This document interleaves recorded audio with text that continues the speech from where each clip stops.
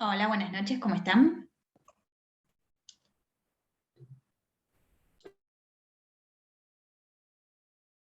Hola, profe, buenas noches. Buenas noches, Karen.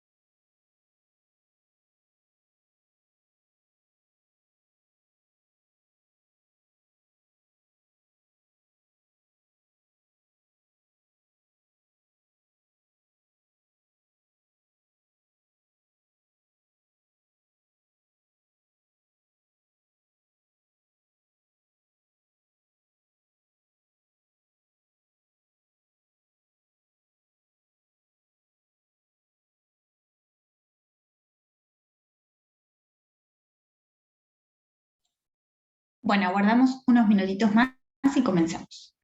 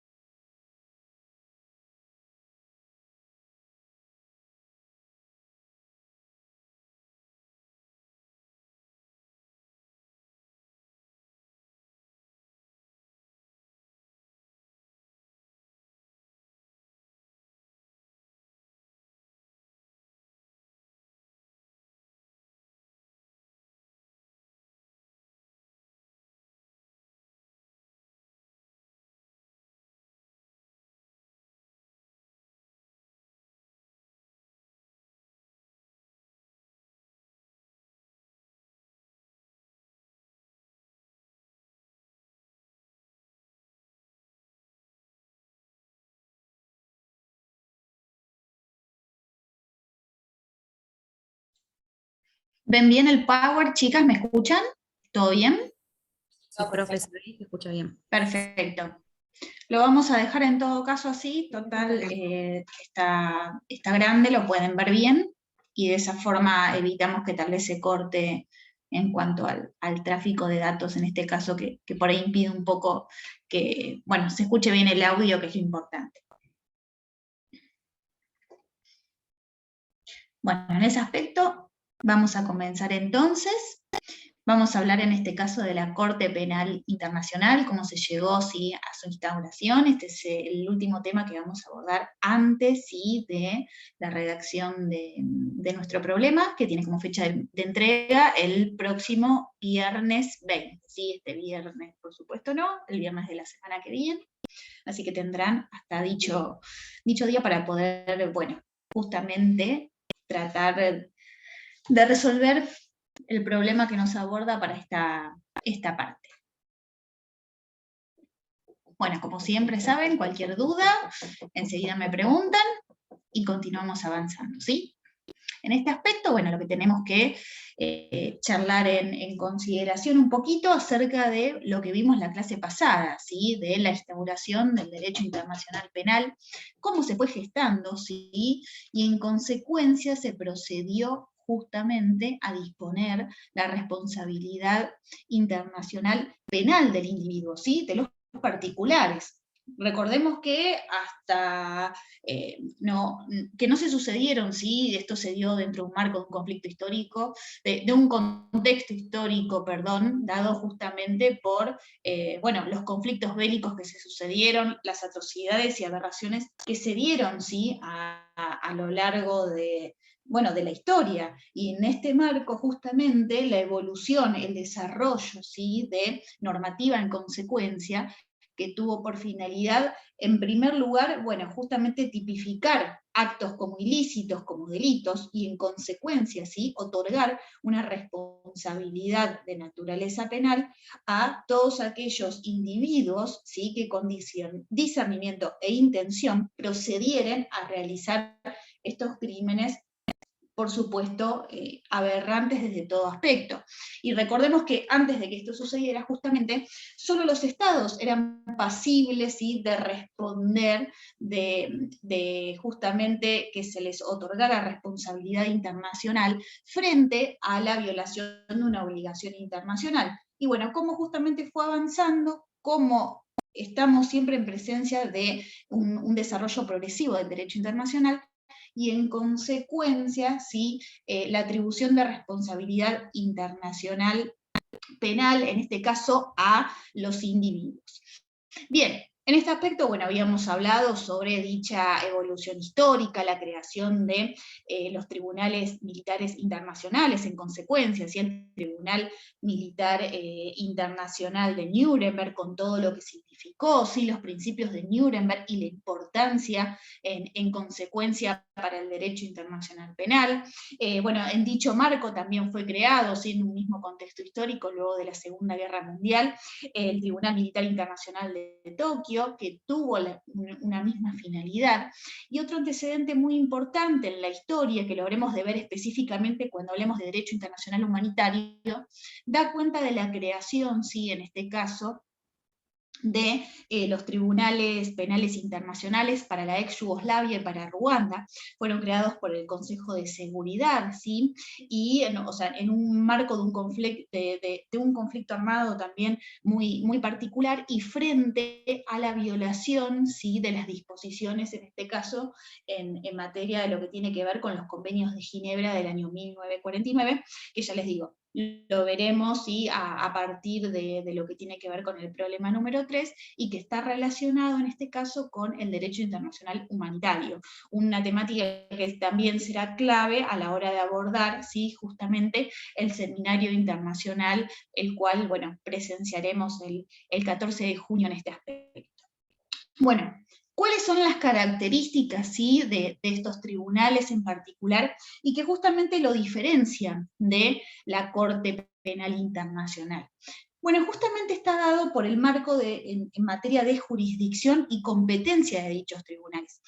Justamente la jurisdicción y competencia en este caso, ¿sí? En estos tribunales especiales, que tenían esta característica de ser ad hoc, ¿sí? Creados al efecto, justamente implicaba ello que tendrían jurisdicción y competencia para entender en una serie de determinados crímenes internacionales que se daban en un determinado contexto geográfico y temporal, ¿sí? Estamos hablando de la sanción, ¿sí?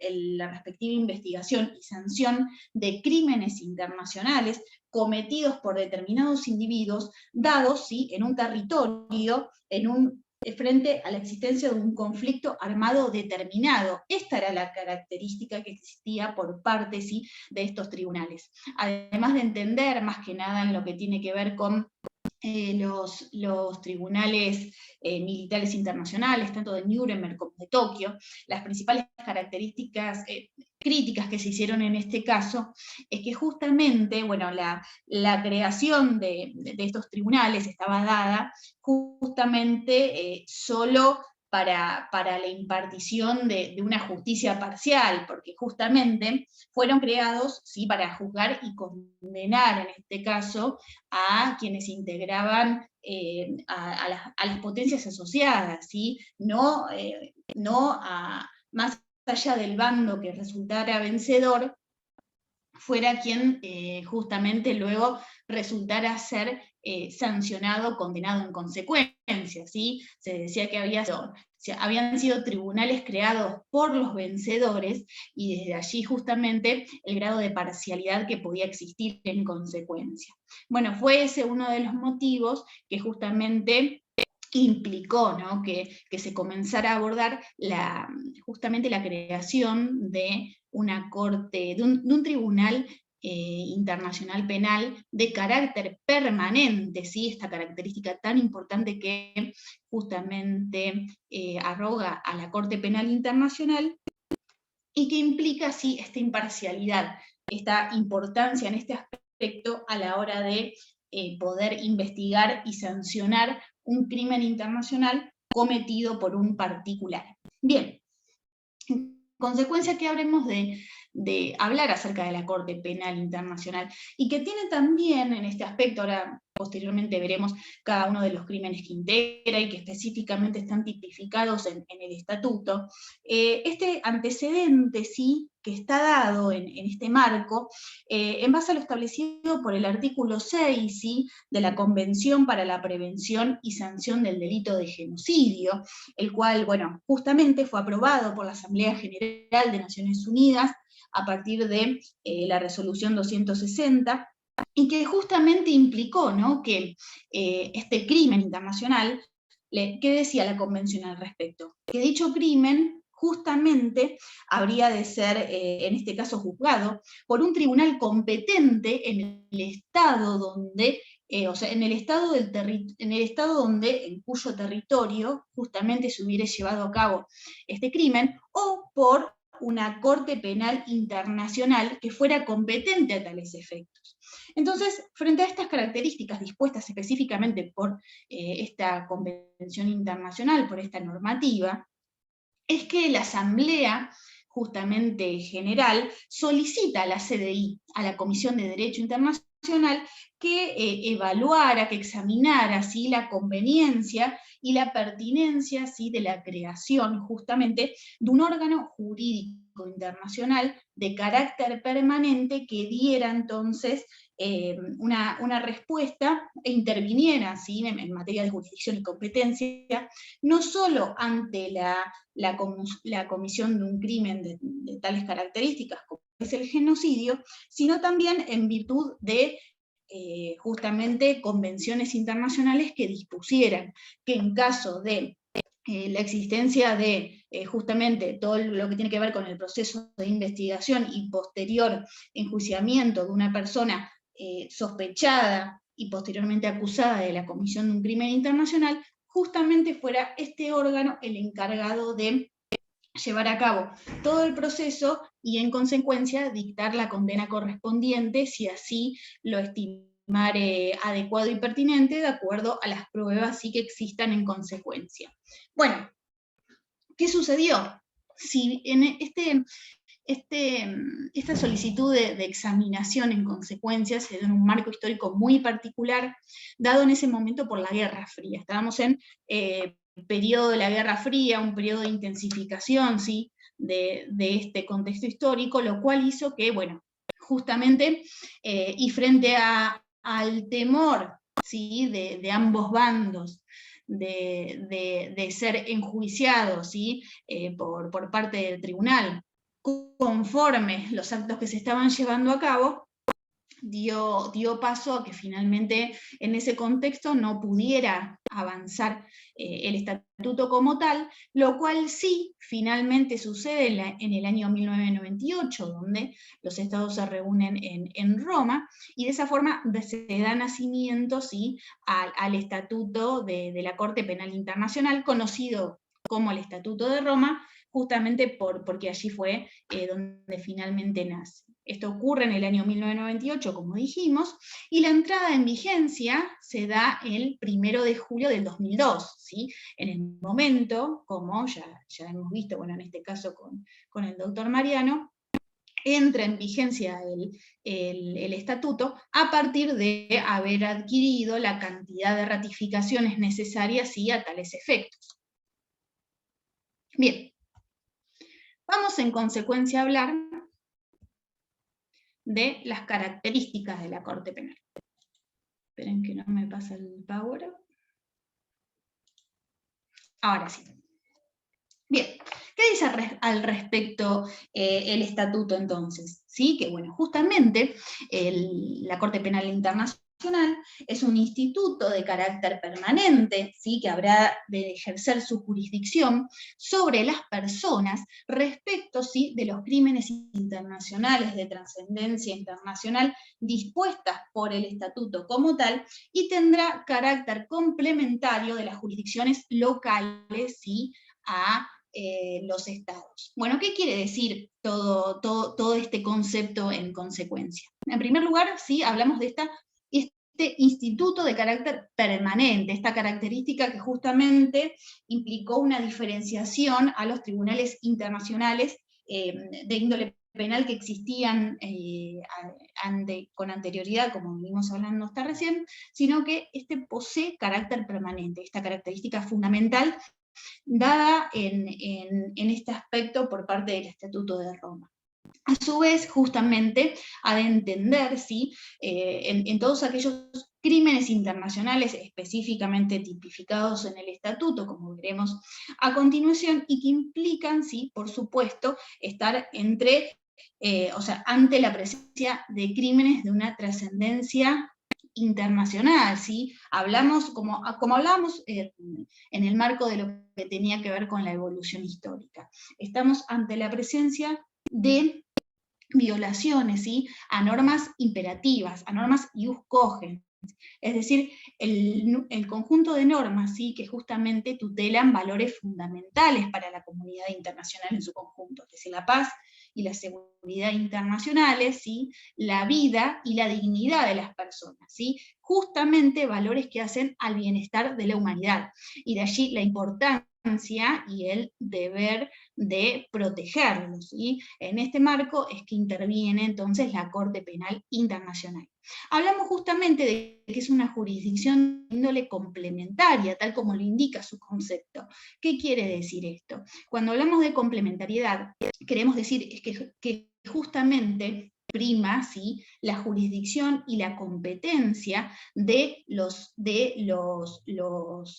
tribunales locales y de los estados para justamente poder llevar a cabo la respectiva investigación y sanción ante, ¿sí?, la sospecha de la comisión de un crimen internacional, ¿sí? En primer lugar, los estados son quienes cuentan, ¿sí?, con la jurisdicción en primer lugar para poder justamente investigar y llevar a cabo la sanción correspondiente. Y posteriormente, en este caso, ¿sí?, si así el Estado no lo hiciera, o si así no lo dispusiera, puede, sí, tiene a su vez el deber en este caso de delegar en la jurisdicción de la Corte Penal justamente el entendimiento en la determinada investigación de un crimen internacional en consecuencia. Pero hablamos de una jurisdicción de índole complementaria. Y a su vez, otra de las características que priman a la Corte Penal Internacional han de ser, sí, la personalidad jurídica que posee, personalidad jurídica internacional que posee la Corte. Esto justamente quiere decir que la Corte no es, ¿sí?, un órgano de Naciones Unidas. No implica ser un órgano de la Organización de Naciones Unidas, sino que tiene este carácter independiente como tal, ¿sí?, y se rige por la normativa específicamente dispuesta en el estatuto. Esta es la característica dada por la personalidad por la cual posee. Y acá una cuestión también importante sobre la cual basarnos, tiene que ver sobre este carácter de la jurisdicción de la Corte, que es de índole voluntaria. La jurisdicción de la Corte es de carácter voluntario. ¿Qué quiere decir esto? Que justamente resulta necesario que los estados acepten, ¿sí?, la jurisdicción de la Corte para que la misma pueda entender en un caso determinado, ¿sí? ¿Cómo justamente los estados la aceptan? Bueno, al momento, ¿sí?, de hacerse parte del estatuto, lo aprueban y luego lo ratifican. Esto es una forma por medio de la cual justamente están aceptando la jurisdicción de la Corte Penal Internacional para que la misma entienda, ¿sí?, ante una posible comisión de un crimen internacional. Lo mismo habrá de sucederse, ¿sí?, en el caso de que el Estado lo haga con posterioridad o en relación a la existencia de determinados crímenes internacionales, ¿sí?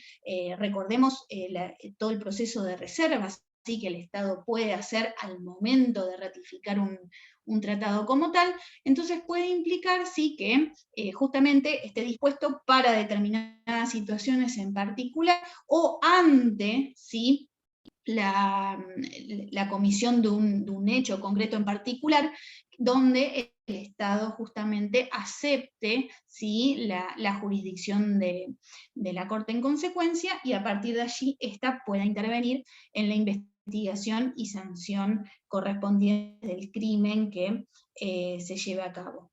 Estas cuestiones pueden, sí, quedar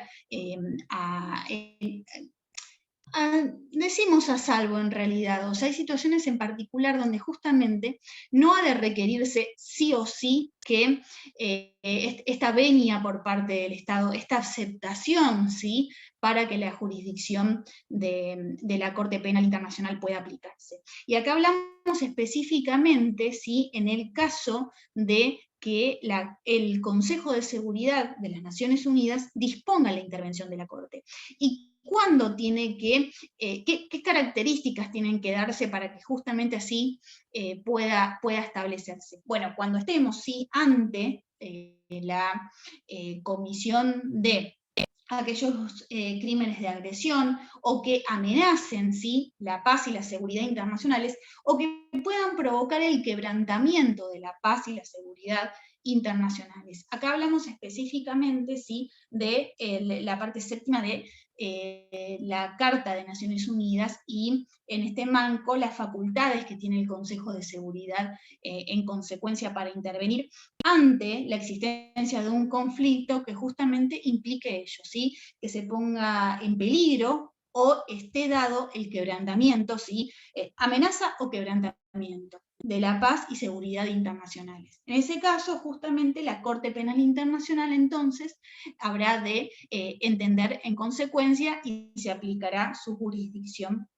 en este aspecto. Y bueno, por supuesto, la competencia sí en consecuencia. Esto es fundamental para poder entender estas características que hacen a, justamente la intervención de la Corte en caso de que así fuere pertinente. Vamos a ver características específicas en este caso de la jurisdicción entonces que ejerce la Corte como tal. Bueno, en el primer punto, entender por supuesto, todas estas cuestiones están específicamente dispuestas, ¿sí?, en el Estatuto de Roma, al cual han de poder acceder y ver en profundidad cada uno de estos puntos que la integran, ¿sí? Por un lado decimos que la Corte Penal Internacional ha de ejercer su jurisdicción sobre personas naturales, ¿sí? ¿Qué quiere decir esto? Que no lo ha de ejercer sobre estados. Esta cuestión fundamental que hace la diferencia con la Corte Internacional de Justicia, ¿sí? La Corte Internacional de Justicia es justamente quien ejerce su jurisdicción ante un conflicto que se presente entre estados, como veremos ¿sí? A partir de la resolución del problema número 3. A su vez, bueno, estas características en particular, dadas en el caso de que la Corte no ha de entender si en materia de su jurisdicción, cuando hablemos de menores de 18 años, otra característica dada por la irretroactividad, ¿sí? Ratione personae en latín, como así se establece, lo cual implica, ¿sí? Que justamente nadie ha de ser responsable por la comisión, ¿sí? De un determinado crimen que se hubiere producido con anterioridad a la entrada en vigencia del Estatuto de Roma como tal. Recordemos en este aspecto ¿sí? Lo que implicaban los tribunales internacionales penales para la ex Yugoslavia o para Ruanda. Los crímenes que se habían cometido en ese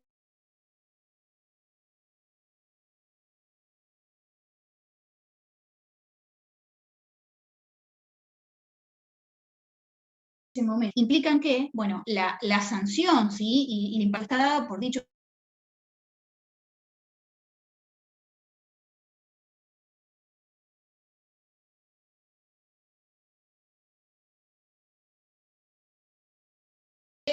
la Corte Penal no puede intervenir en tales casos. Es por eso que estos tribunales han sido creados como tal y hasta el último imputado habrán de existir en consecuencia conforme estas características, ¿sí? Dada por estos principios generales del derecho como tal. Bueno, otra característica dada, que está dada por la improcedencia del cargo oficial. Recuerden que un poquito estuvimos hablando en este aspecto y la importancia entonces de los antecedentes, ¿sí? En el caso de lo que tiene que ver con los principios de Nuremberg. Recuerdan que este es un principio justamente que estuvo, firmemente dispuesto y establecido en los principios como tal, y que implica que ningún imputado de la comisión de tales crímenes podrá escudarse ¿sí? en el cargo que ejerzan o pretender inmunidad como tal ante la comisión de un crimen internacional de tales características.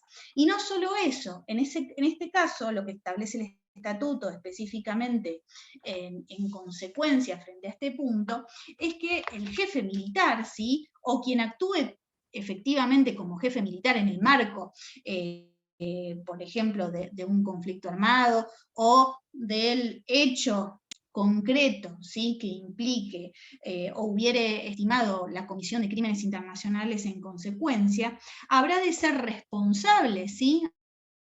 Ante la Corte Penal Internacional, si se prueba, por supuesto, que hubo una autoridad o un control efectivo, ¿sí? Autoridad o control efectivo, o ambas, en el caso de un grupo de personas ¿sí? Que actuaren bajo dicho mando y cometieren ¿sí? Tales crímenes internacionales. O bien, o sea, ¿y qué características, cómo tipifica en este aspecto el Estatuto de Roma en consecuencia en lo que tiene que ver con la responsabilidad de este jefe militar? En que justamente el hecho de que pudo haber tenido el conocimiento correspondiente y no actuó en consecuencia, ¿sí? O debiera haber tenido, ¿sí? En razón de las circunstancias del momento, por supuesto, el deber de haber conocido lo que estaba sucediendo. Ello también implica, por supuesto, ¿sí? la responsabilidad internacional en consecuencia de dicho oficial, de dicho particular en base al cargo oficial que tuviere en consecuencia, ¿sí? Este marco jerárquico que tenga, por supuesto, y frente al conocimiento de tales hechos, aun cuando no lo hubiera perpetrado y no hubiera realizado ningún tipo de medida ¿sí? específica para evitar o en todo caso impedir que se continúen dando estos actos que implican, por supuesto, la comisión de un crimen internacional habrá de tener que responder en consecuencia, ¿sí? Esto es lo que hace a la improcedencia, por supuesto, del cargo oficial y a la responsabilidad de los jefes y otros superiores. O sea, la posibilidad de alegar en este aspecto inmunidad, ¿sí? No es posible bajo ningún aspecto y tendrán que responder por la comisión de un crimen internacional en consecuencia, ¿sí? Características que hemos hablado al momento de establecer justamente los antecedentes, y fíjense cómo los mismos son plasmados en la normativa internacional que hoy en día resulta vigente en la materia. Vamos entonces ahora a ver específicamente la competencia de la Corte, ¿sí? ¿Cuál es el ámbito material de aplicación? Frente a qué tipo de crímenes la Corte Penal Internacional habrá de ejercer su jurisdicción en realidad. ¿Sí? Hablábamos de los crímenes más graves de trascendencia internacional más graves de trascendencia para la comunidad internacional en realidad, como lo veníamos charlando hace un ratito, y en ese aspecto son 4, ¿sí?, los crímenes en consecuencia específicamente tipificados por el estatuto y sobre los cuales la Corte habrá de entender: el crimen de genocidio, el crimen de lesa humanidad, los crímenes de guerra y el crimen de agresión. Bien, vamos a hacer una breve referencia a cada uno. ¿A qué nos referimos? ¿Sí? A cómo el estatuto justamente los tipifica, y en este marco el poder de actuación que tiene en consecuencia, ¿sí?, en materia de jurisdicción y competencia para poder entender la Corte.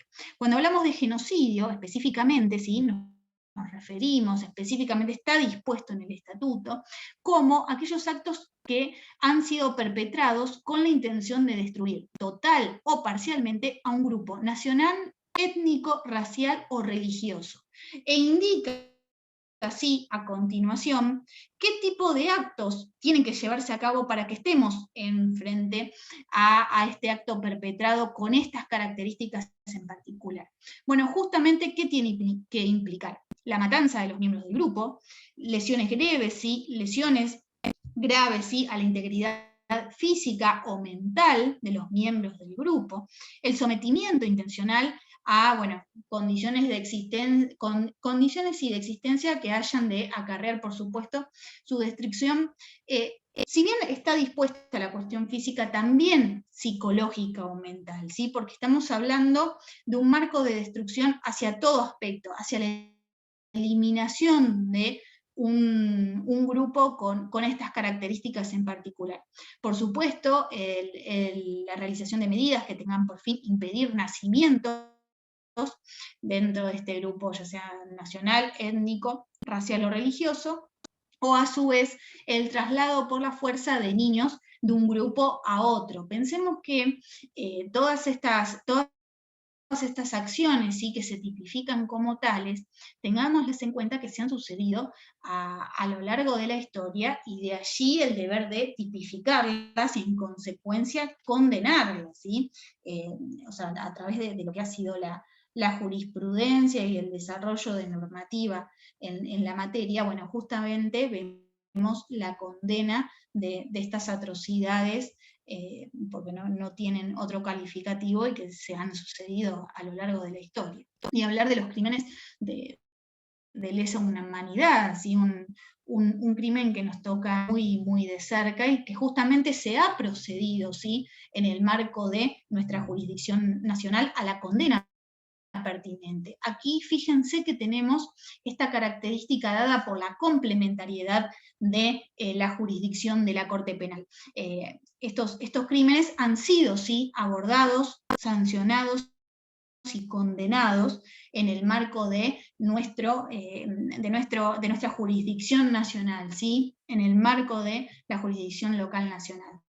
Pero pudiera haberse optado en ese caso por haber intervenido la Corte Penal Internacional. Así no se lo hizo, porque justamente es complementaria, y lo hizo nuestro Estado Nacional. Pero fíjense la importancia que tiene en este aspecto, ¿sí?, el deber de justamente investigar y sancionar la comisión de estos crímenes internacionales. Específicamente en este caso, cuando hablamos de crímenes de lesa humanidad, la Corte Penal Internacional ¿sí?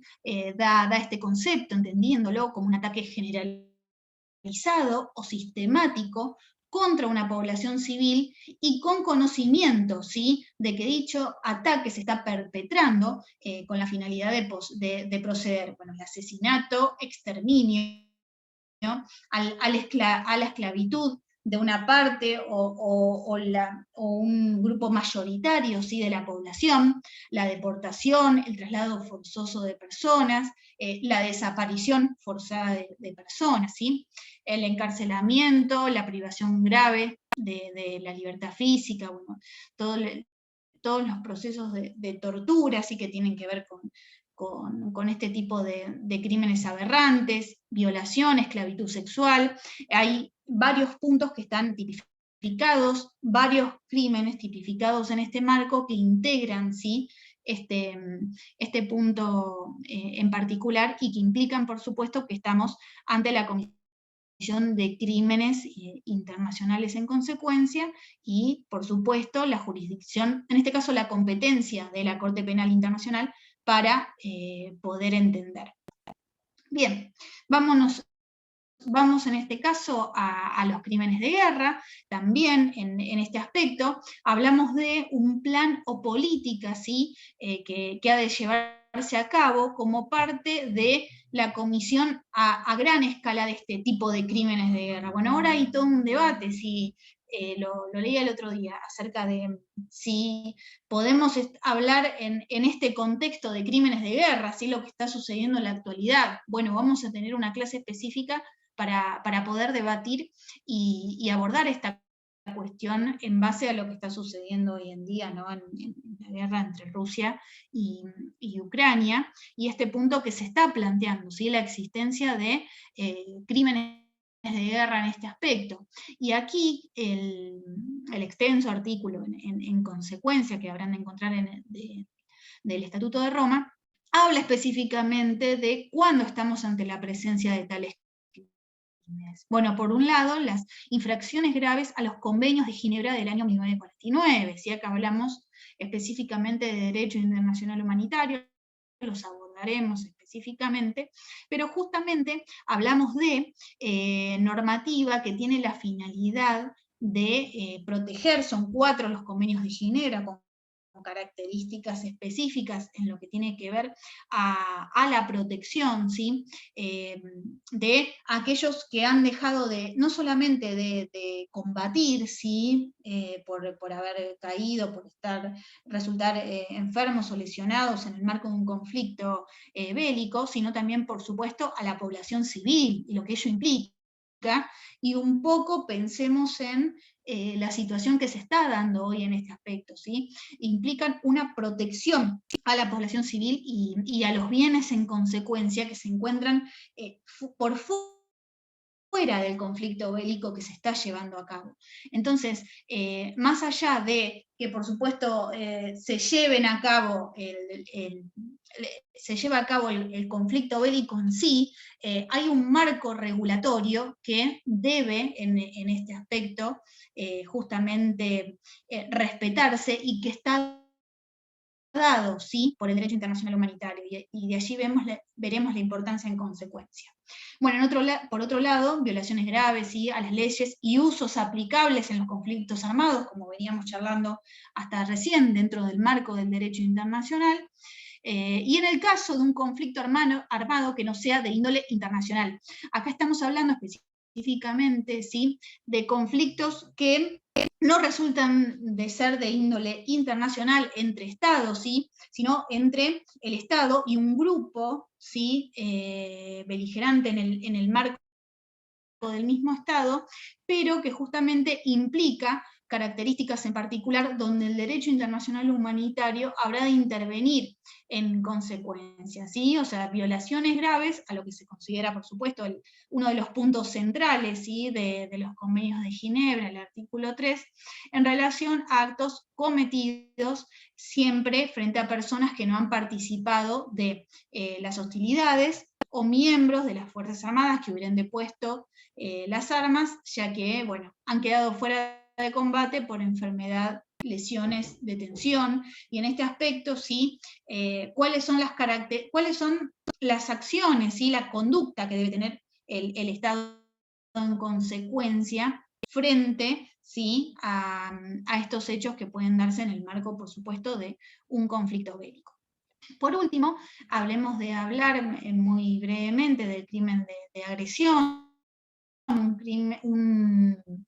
un crimen sí que justamente, bueno, fue tipificado con posterioridad, ¿sí? en el año 2010, en realidad, a el momento de entrada en vigencia del Estatuto de Roma, donde aún no teníamos una conceptualización puntual de qué se entendía por crimen de agresión. En este aspecto, implica, por supuesto, el uso de la fuerza armada por un Estado contra la soberanía, la integridad territorial o la independencia política de otro Estado, ¿sí? O en cualquier otra forma incompatible con la Carta de Naciones Unidas. Aquí, en el marco de este crimen internacional, el rol del Consejo de Seguridad es fundamental. Y frente a la existencia de este tipo de crimen, ¿sí? El Consejo de Seguridad ha de intervenir en este aspecto, ¿sí? Como hablábamos en cuanto a lo que tiene que ver justamente en materia de, bueno, esta jurisdicción, que si bien es de índole voluntaria,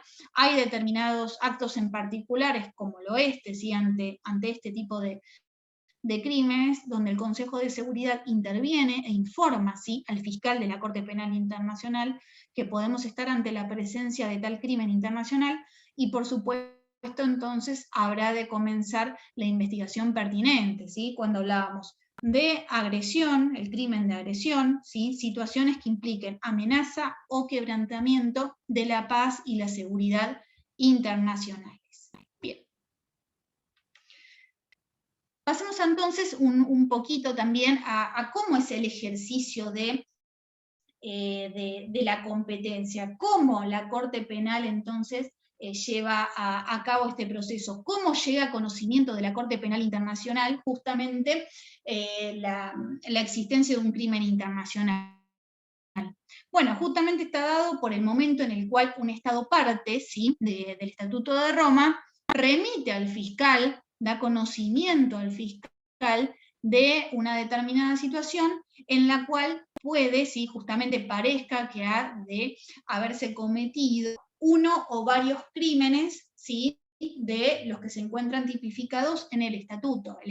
Un Estado parte remite tal situación al fiscal en consecuencia. Lo mismo el Consejo de Seguridad, como venimos hablando hasta recién, y de su intervención respectiva en consecuencia, o cuando el fiscal justamente inicia así una investigación respectiva sobre la base de determinada información acerca de la comisión de un crimen que por supuesto resulta de competencia de la Corte. En base a este tipo de justamente denuncias dadas por un Estado parte, por el Consejo de Seguridad, o antes sí, la propia participación de la Corte en este aspecto, más que nada del fiscal, al proceder a investigar un determinado acto que puede deberse entender como un crimen internacional, justamente, bueno, habrá de intervenir en consecuencia. ¿Y ello qué implica?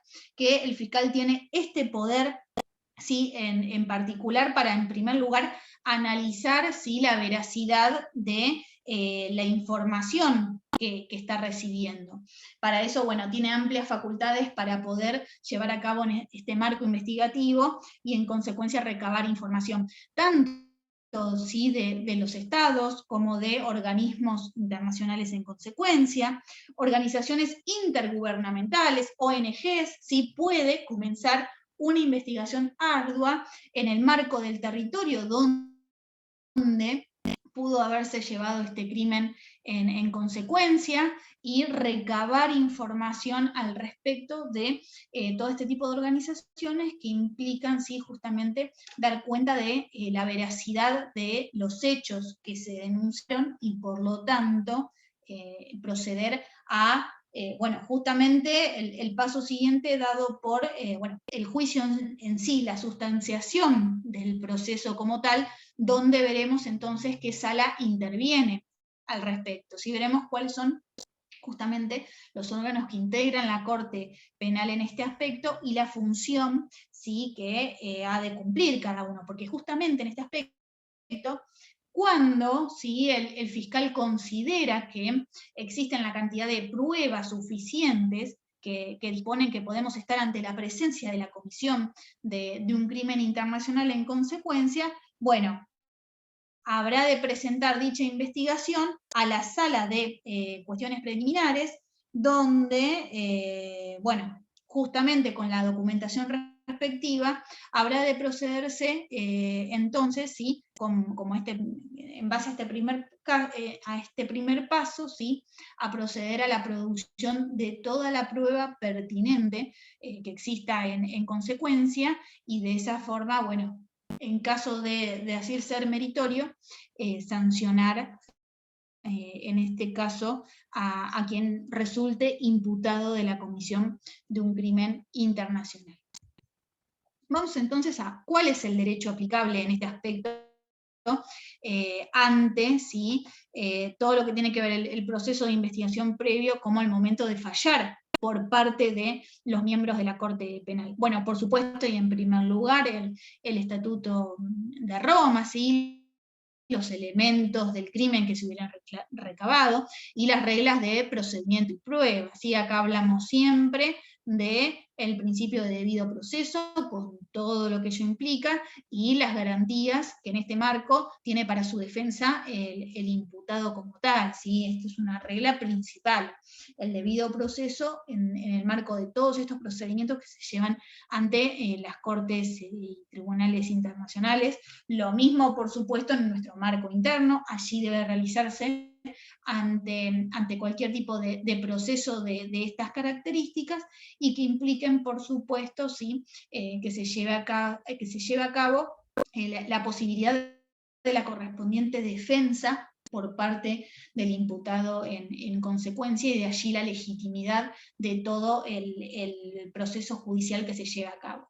Bueno, por supuesto se habrán de aplicar, ¿sí?, las fuentes, la importancia de las fuentes del derecho internacional, los tratados, los principios y normas, ¿sí?, del derecho internacional que resultaren aplicables al caso. ¿Sí? Esto es fundamental.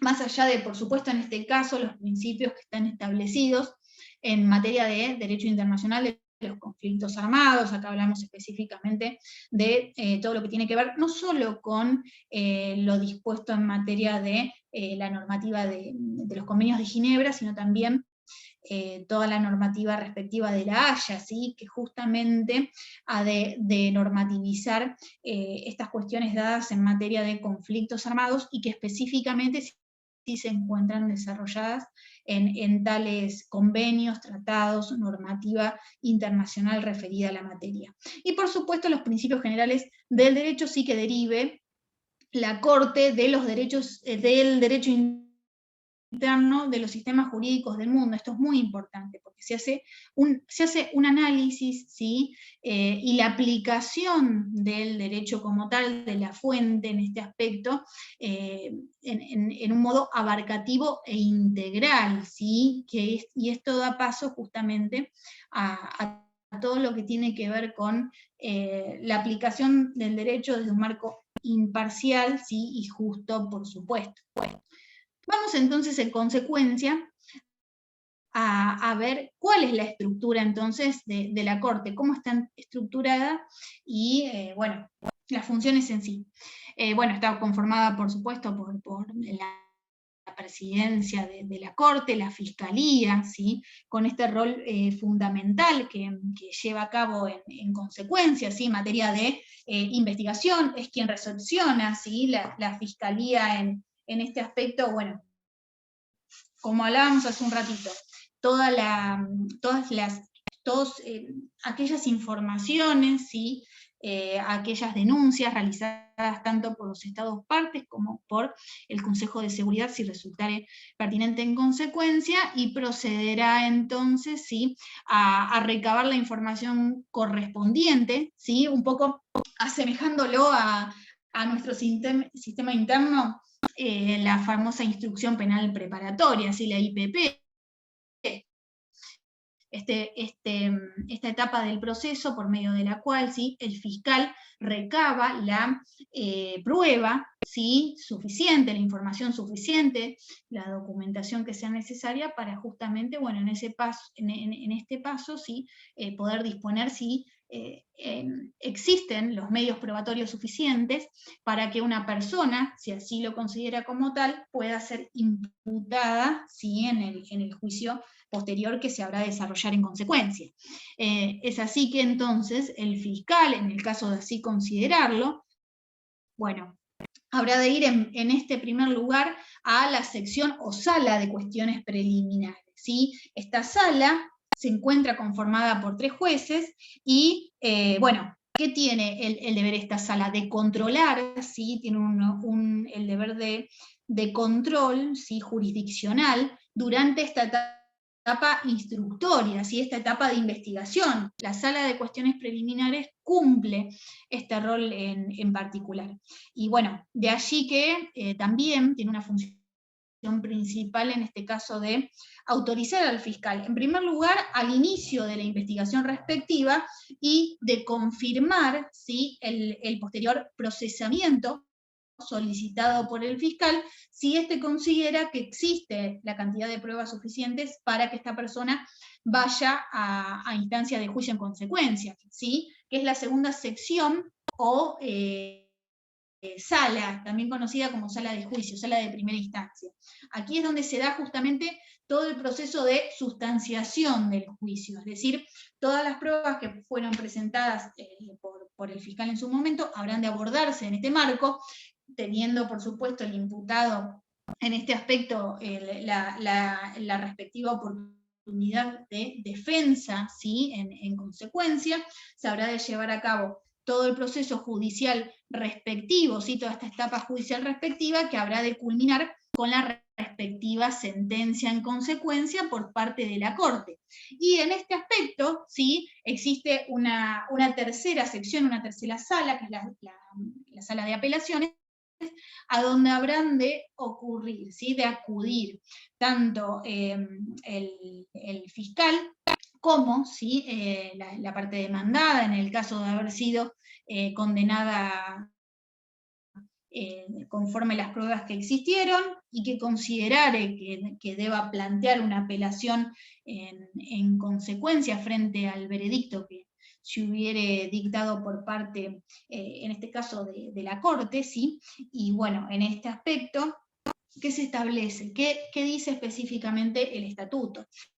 Que se habrá de acudir en consecuencia, ¿sí?, ante la existencia de la posibilidad de un error de hecho o de derecho, ¿sí?, que se hubiere cometido en el transcurso de todo el proceso judicial en consecuencia, ¿sí?, cuando hubiera un vicio en el marco del procedimiento, ¿sí?, vicios que puedan afectar la decisión que se hubiere tomado en consecuencia, o cualquier otro motivo que justamente implique atacar la regularidad o motivo, sí, que afecte, que haya podido implicar que el marco de justicia, el fallo que se llevó a cabo, bueno, no resulta ser tal conforme las pruebas que se presentaron, o determinados hechos que provocan un marco de vicio en la sentencia que finalmente fue dictada.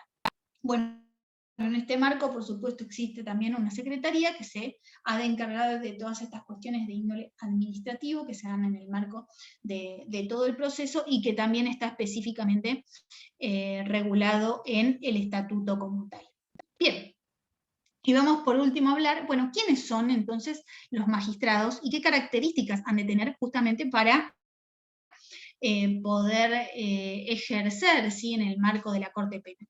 Bueno, tengamos en cuenta en este aspecto que son 18 los miembros elegidos por la Asamblea de Estados Partes, ¿sí?, que en este caso integran los estados que son parte del Estatuto de Roma como tal y tienen entre sus funciones justamente seleccionar quiénes habrán de ser los magistrados que integren la Corte Penal Internacional. Bueno, en este caso han de tener dedicación exclusiva para el cargo, es decir, no habrán de poder ejercer, por supuesto, en las respectivas jurisdicciones de los estados de los cuales resultan nacionales, y deben tener, bueno, determinados requisitos específicos a la hora de proceder a su elección en consecuencia.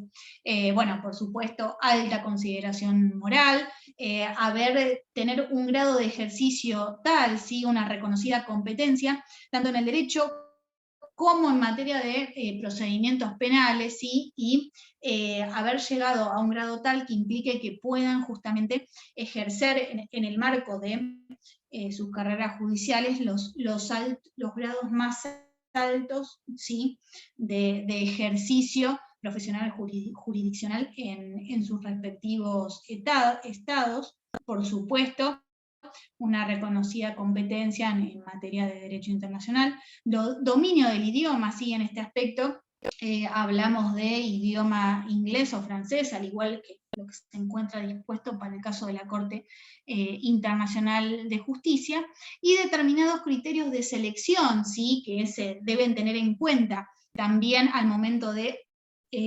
seleccionar a los miembros de la Corte Penal Internacional. Acá, bueno, ¿a qué hacemos referencia? A que existe una representación geográfica equitativa, ¿sí? ¿Qué quiere decir esto? Que la Corte Penal debe estar integrada, ¿sí?, por jueces que cumplan todas estas características, pero al momento de la selección habrá de tenerse en cuenta, por supuesto, que jueces de todos los continentes sean parte de la Corte Penal Internacional, siempre que los estados respectivos, por supuesto, de cada uno de ellos forme parte del estatuto. Lo mismo que estén representados, ¿sí?, los principales sistemas jurídicos del mundo en este aspecto, en el marco de lo que tiene que ver con la Corte Penal Internacional.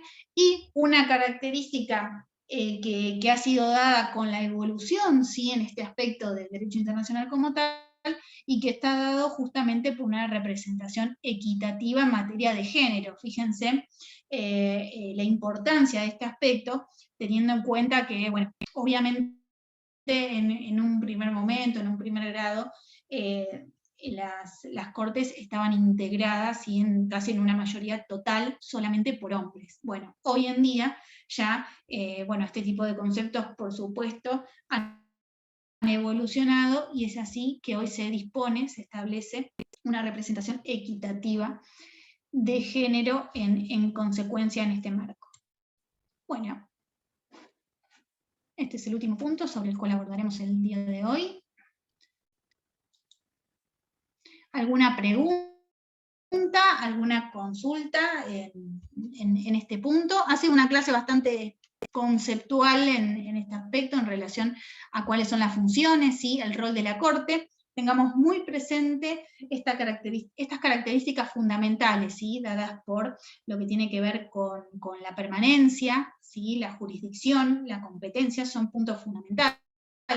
El rol de la complementariedad, ¿sí?, de la Corte Penal Internacional en este aspecto, y, bueno, la importancia de entender frente a la Comisión de un Crimen Internacional, con todo lo que ello significa, y el deber de proteger en consecuencia, ¿sí?, no solo la paz y la seguridad internacionales, sino, bueno, íntegramente los derechos humanos, ¿sí?, los derechos de todas las personas. Así que, dentro de estas características es que abordaremos, ¿sí?, a partir del problema número 3, lo que está sucediendo hoy en día, no solo en materia de los crímenes, ¿sí?, aberrantes que se pueden estar cometiendo, y que justamente, bueno, una Corte Internacional habrá de intervenir en consecuencia en materia de ataques contra la población civil, por ejemplo, que es un crimen aberrante y que nada tiene que ver con el conflicto bélico en particular, y que lamentablemente se da en el marco de cualquier guerra, esta situación, y es terrible porque se atenta contra inocentes que nada tienen que ver